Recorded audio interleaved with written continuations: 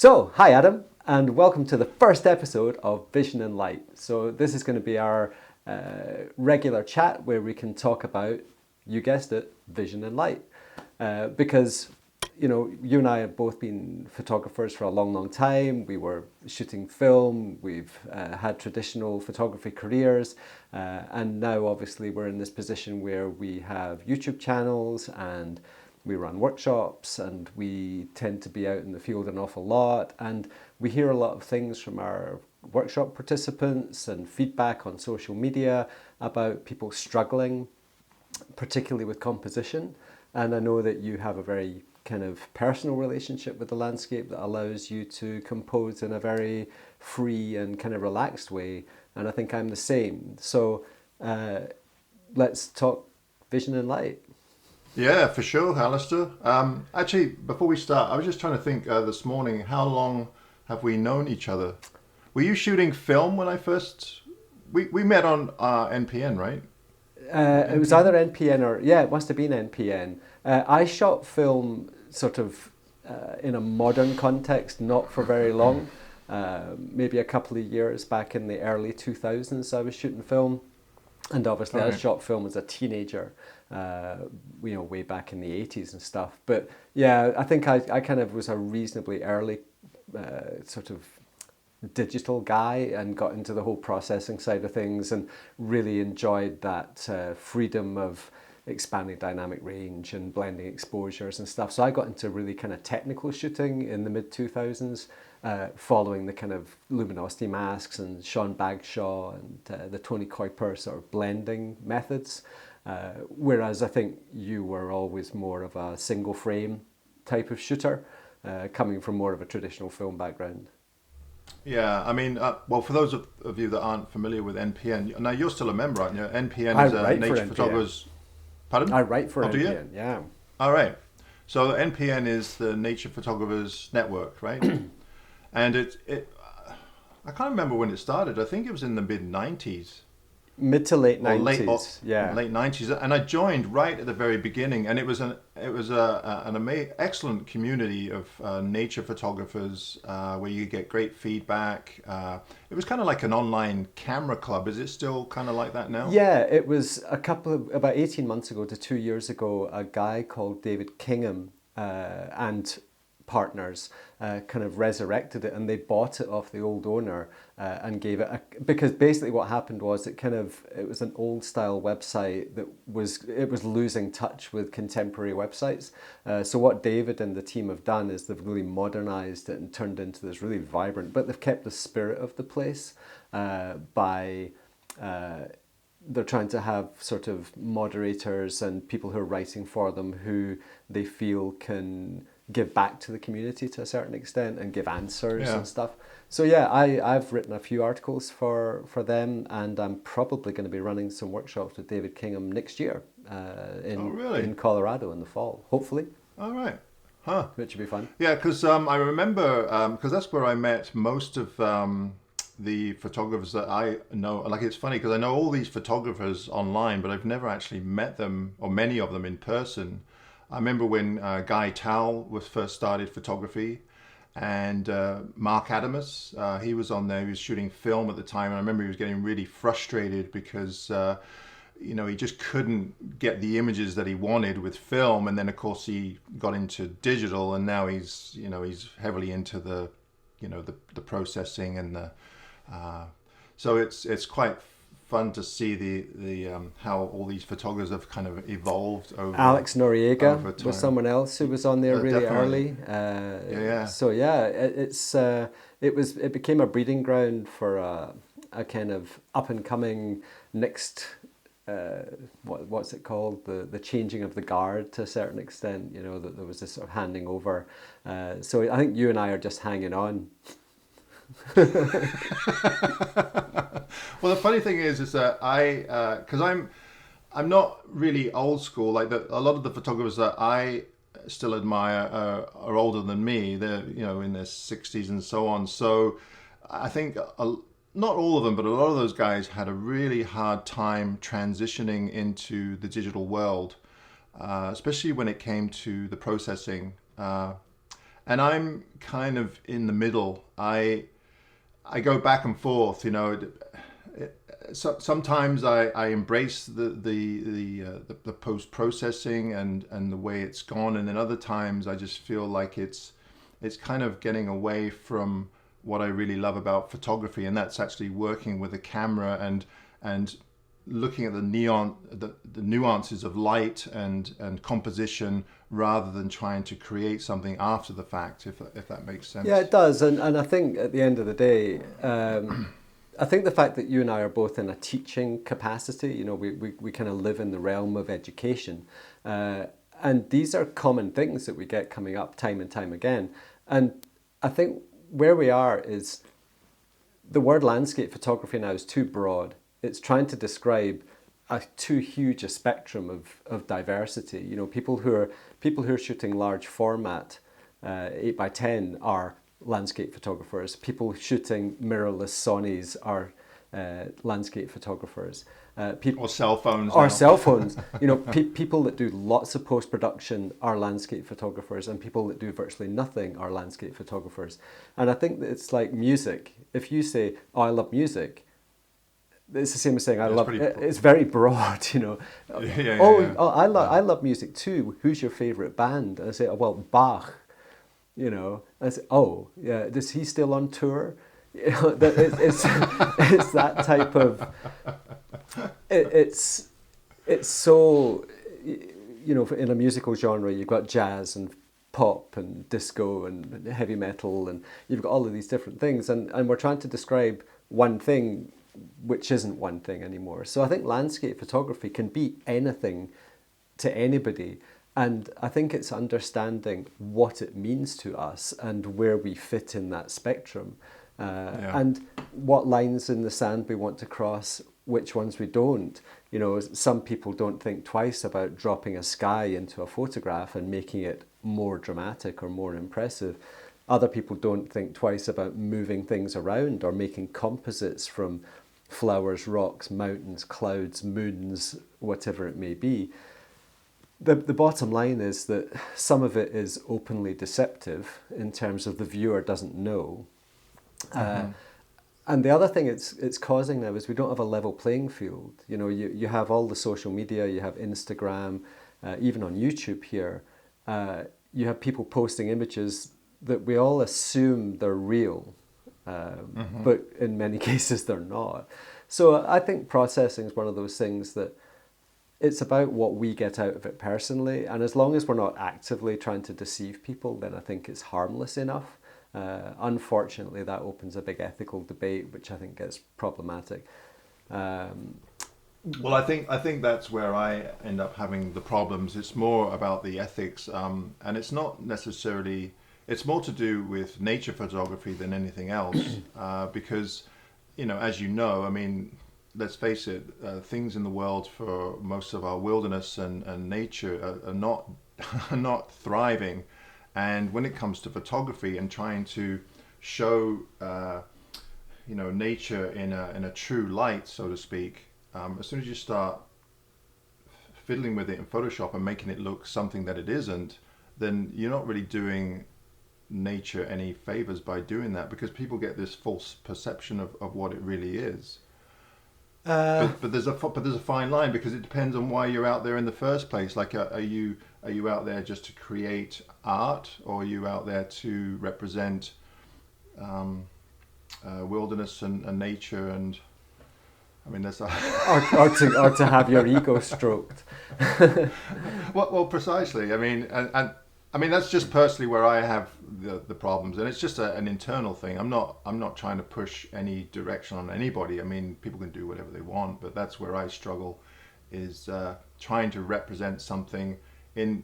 I mean, it's not going to look exactly the same. Doesn't matter what you do, but in a true light. I think the problem now is that we almost get pressurized to go overboard slightly with our images, because social media is such a tiny moment in time where you have to catch someone's attention. Its impact is the trigger. the more impact an image has, whether it's a very graphical composition or a very colourful composition or a very contrasty and luminous composition, or there's lots of atmosphere in it, whatever those triggers may be, is the thing that's going to demand the attention. And unfortunately, when people are scrolling through hundreds and hundreds of images, it's unfortunate that the ones that demand the most attention are the ones that have the most impact, which not necessarily have the most to say. It's like it becomes a shouting contest to a certain extent. It's who can shout the loudest.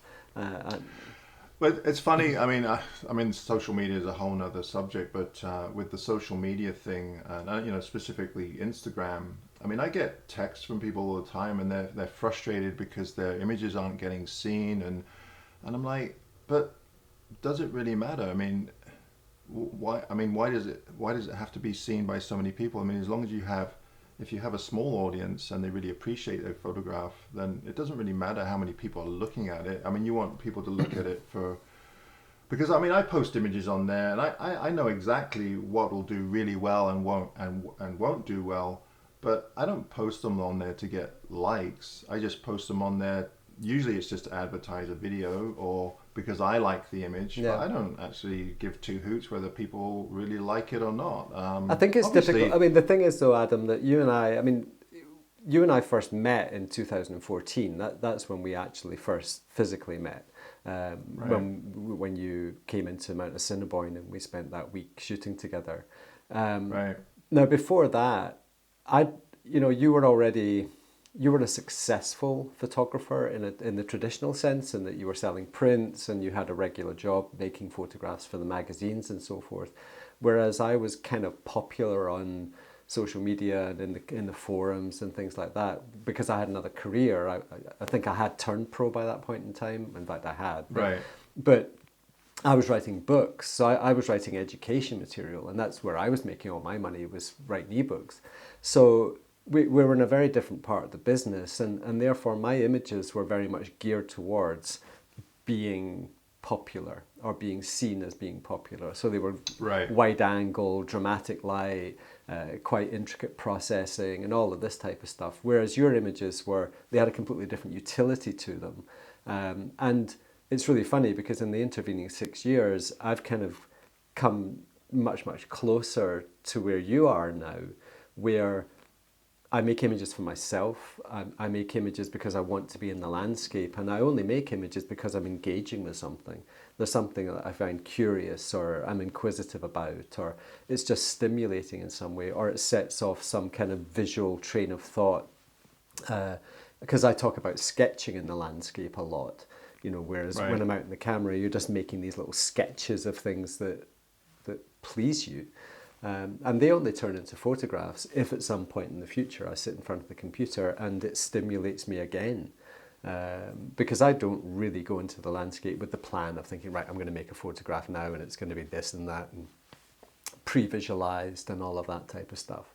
So I think photography now, I think where you and I are very similar, is that our relationship with photography is very relaxed. I never feel stressed in the landscape. I never feel disappointed in the landscape. If I go out and it's really grey and overcast, colourful leaves in a pond or rocks under the surface of a river will catch my eye and I'll engage with that. Right. The luminosity comes in many shapes and forms. It doesn't have to be golden hour. Right. I mean, you and I we rarely photograph golden hour. When you get to our age, it's really tough to get up in the morning. well, between you and me, I mean, really, that's the main reason why I don't photograph golden hours. I can't be bothered to get up in the morning.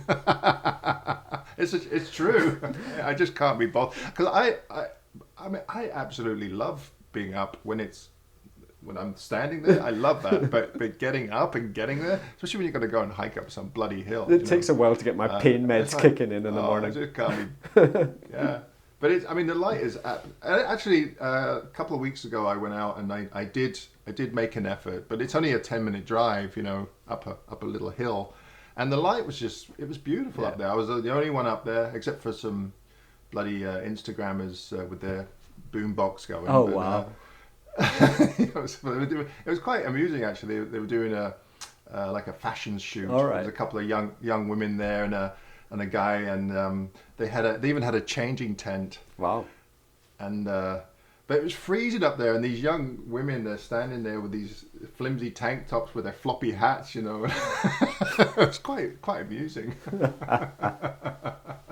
But but the light was for a split, just for a couple of minutes, it was just beautiful, and I thought, man, I should do this more often. But get up early, you know. You know, I think you and I have got a lot of experience in terms of, we've got a lot of different skills that we can bring to the table. It's like if we are out, it doesn't matter if we're shooting wide angled, if we're shooting telephoto, if we're shooting, if we're thinking about black and white photography or thinking about color photography, we've got a broad palette of skills. And I think that allows us to have this very relaxed attitude when we're in the field. I don't go out in the field looking for compositions. No, I don't either. I mean, I just find it so much easier if I just don't have any expectations whatsoever, and I don't have to force it on myself. It just comes naturally. But just go out there and just see what you can find. Well, it's really funny because I think the thing that I've always loved about you, Adam, is that you say things with this kind of innocent, but they're equally incredibly insightful.